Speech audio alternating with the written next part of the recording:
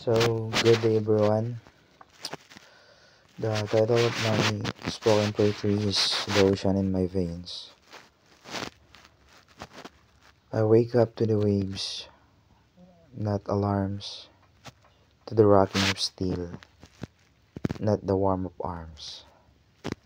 The sky is my ceiling, the sea is my floor, yet all I can think of is home on the shore.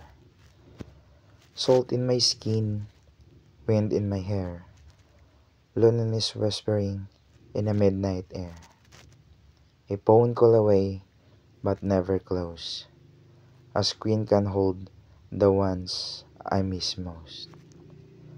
The sun burns my back, the storm tastes my will. The ocean is mighty, but I fight it still. Hours stretch long, sleep is rare, yet no one sees how much we bear. They say we're lucky, we sail, we roam, but they don't know how it feels to be alone. To miss birthdays, to miss first steps, to carry the weight of quit regrets. I send my love and money in gifts and pay, hoping it reaches before I fade away.